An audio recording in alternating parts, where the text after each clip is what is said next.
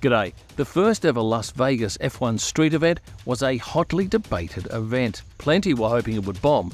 Many were hoping it would be a huge success. So let's have a look at what was one of F1's most controversial events and see what worked and what didn't.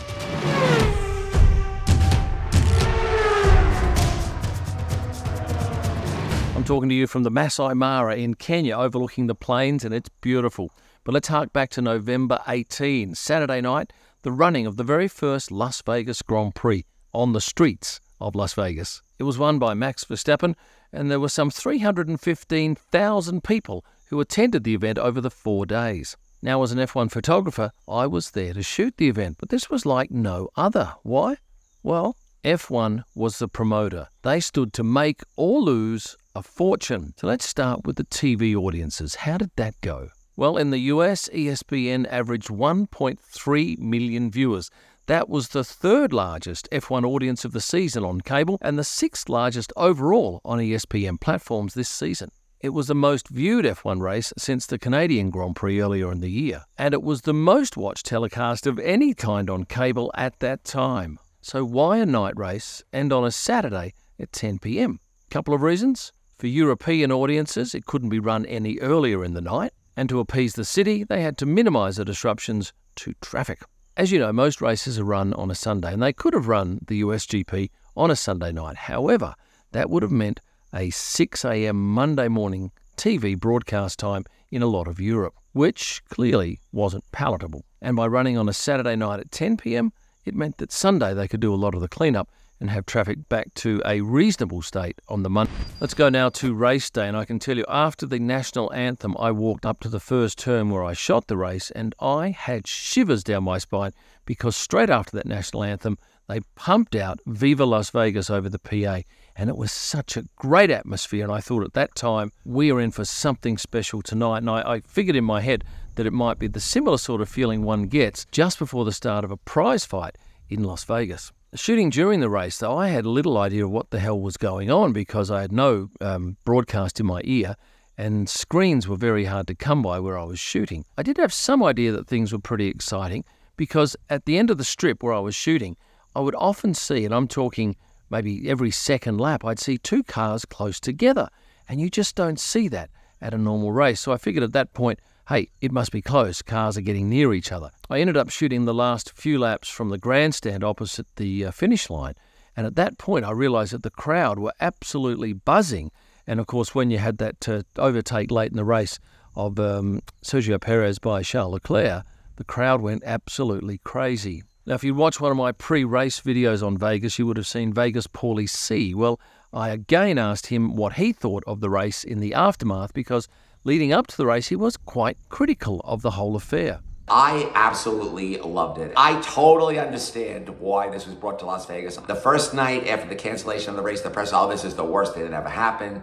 The casinos are all empty. And I'm in the pit at the Venetian, and there's $100,000 chips all over the place. I've never seen a $100,000 chip. People were playing $25,000 a hand on blackjack. Every single table was taken. It was hard to find a $500 minimum table. And it was like that the whole 3 days. You know, after like doom and gloom for 3 days, all of a sudden on Sunday morning, the press turned on and done. It was the greatest thing ever. I've never seen a 180 like that. And it was the whiplash of that shocked me the most. Vegas Paulie C. If you aren't aware, the city of Las Vegas said yes to the event on the proviso that it was run on one of the quietest weekends of the year.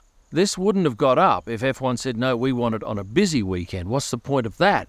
Because you've already got people in town. The whole idea of this race was to draw a big crowd in on a quiet weekend. To that end, MGM, Caesars and Wynn, three huge players in the Las Vegas casino market, threw plenty of money at this event, and that was important. It was a great draw card to get their big gamblers in and also to appeal to a whole lot of motorsport fans who probably wouldn't have considered coming to Vegas on that weekend. Going back to the high rollers, the private jet parking area at Harry Reid was full, even with the airport jacking up landing fees to a reported $3,000 per plane. Another powerful player in getting this event up was the Las Vegas Convention and Visitors Authority. And what did the president say of the event? Thanks to the Las Vegas Grand Prix, our city will have its best November in history. He claimed the race resulted in more than $100 million of tax revenue for the Las Vegas community. And what was MGM's take? In terms of revenue, it was their highest grossing weekend in company history. Not the year, not the decade, but the company's history. On the betting side, BetMGM said the weekend shattered previous betting records. It was the most bet F1 event in their history, with 3 times the number of bets on the race than any previous contest. And there was plenty of big money bet. $200,000 on Max Verstappen to win $100,000. And the most bet propositions? Any driver except Max Verstappen to win it. Oh, no. The weather's starting to close in. I'll be back in 3, 4, 2, 1. On the downside, many locals were furious about the traffic, especially those who worked on the strip, because their commutes suddenly jumped up by probably an extra hour, maybe even 2, depending on where they worked. And while plenty of the big casinos had bumper weekends, a lot of the smaller businesses had the exact opposite, especially those around the intersection of Covell Lane and Flamingo, where the overpass was. And you might remember I spoke to this woman just prior to the race in one of my other videos. We're down maybe about $2 million at this point in sales since the construction. They've been working on it all summer. They tore up the road, they closed this entrance, they closed our other entrance. And at 12:01 a.m. on Saturday, I think we're going to have to close. It's devastated them. I guess when a city grants a sport like Formula One access to all the roads, there are going to be dramas. F1 probably could have and perhaps should have done a little bit more for the locals. There were $200 tickets made available, which a lot of the locals thought that's great, but then they realised that's not for the race. That's for FP1 and 2 on the Thursday. And as you know, Thursday's FP1 ran just 8 or 9 minutes and turned into a real debacle, with that water cover causing plenty of damage. My video about that, which I put up just after FP2 on the Thursday, well, it wasn't even Thursday night, it was Friday morning, had some 500,000 views in 12 hours. So there was huge interest in that. And with FP2 starting at 2:30 a.m, was supposed to start at 2 a.m, it didn't finish until 4 a.m, and then the streets had to be unblocked, so it wasn't until well after 6:30 a.m. that Las Vegas streets were back to semi-normal.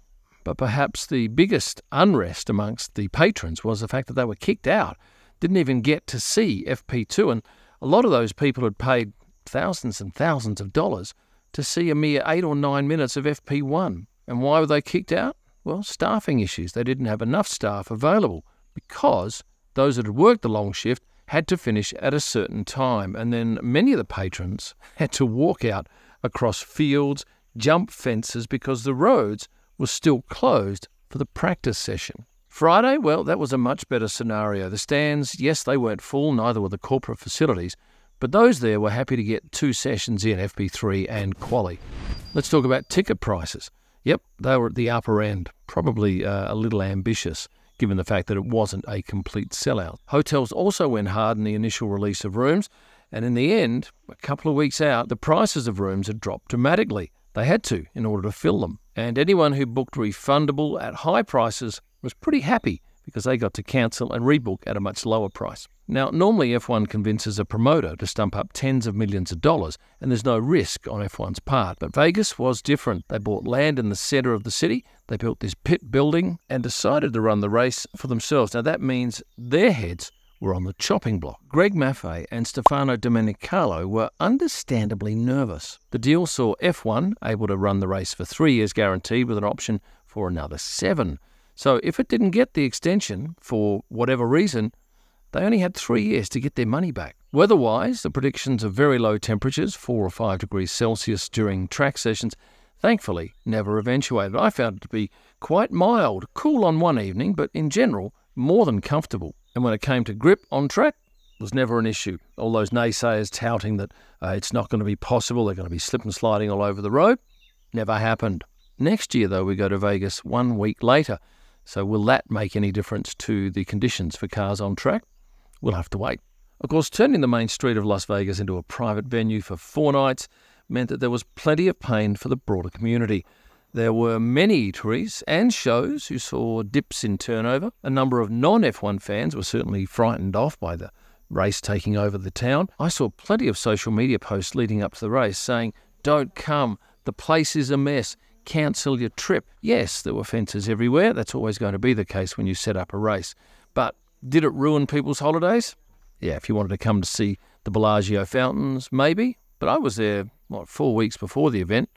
It was a minor inconvenience. I didn't think it completely ruined my visit, but I understand that there were probably many who would have been swayed by those stay-away reports. Celebrities, well, they were falling over themselves to get to the event. I heard from a couple of people that many were turned away, just no free tickets, and had to actually purchase them, which a lot of you will say, well, so they well should. But certainly celebrities provided some great exposure for the sport to an audience that perhaps didn't know much about Formula One. Looking forward to next year's race, it's on the 23rd of November. We have 2 free weekends prior. As for hotel pricing, many of the hotels I looked at have not released their prices at the time I'm recording this, and it's my hope that certainly they'll drop them. I think that would be prudent on their part. Certainly plenty agree that there would be very few other locations that could run a race like Las Vegas. And while the tickets were overpriced, it wasn't impossible to get a free look at various spots around the track, particularly at the end of the strip on the outside. When I was shooting, I could see lots of people behind me with their mobile phones and a pretty good view of what was going on, certainly in that section of the track. As you probably already noted, F1 blocked access to those pedestrian bridges, and certainly there was no way of seeing, much of what was going on track from them. But I've now seen some reports that the city is looking to implement a law that'll stop people congregating on them. They say it's a safety issue and the ban would last all year, not just for F1. But many are saying it was just so that people wouldn't try and get a free look at the event. What do I think they should do next year? Well, I think they should review the ticket prices. I think hotel pricing needs to come down. I think they need more light in the paddock because photographing was tricky in there. I think they could do with a few more grandstands, and definitely not start quali and the practice session as late as midnight. Bring it back to 10 p.m. Now that's going to take some negotiating, I imagine, between F1 and the city of Las Vegas. One thing's for sure, we can't have another 4 a.m. session finish. That is just unfair to everybody. So getting back to my original question, was the Las Vegas race a success? I say a resounding yes. In fact, it could end up eclipsing Monaco as F1's jewel in the crown. The Monaco race, as we know, is a procession. A pretty looking procession, certainly offers stunning imagery at every turn, but Vegas could be so much more than that with some tweaking. I did 6 videos on the Las Vegas race, and they were absolute belters. My revenue for November was up some 300%, so I know that there's huge interest in the race. And while a lot of people were very keen to bag it early on, I think now they realise that it wasn't the flop that many thought it might be. I'll be there in November 2024, and I certainly hope F1 and the city of Las Vegas have ironed out all of those hiccups and have everybody on board. Until then, I'll say Viva Las Vegas. And thanks for watching. And stay passionate. Needs to go a little bit louder, doesn't it? A little bit louder now.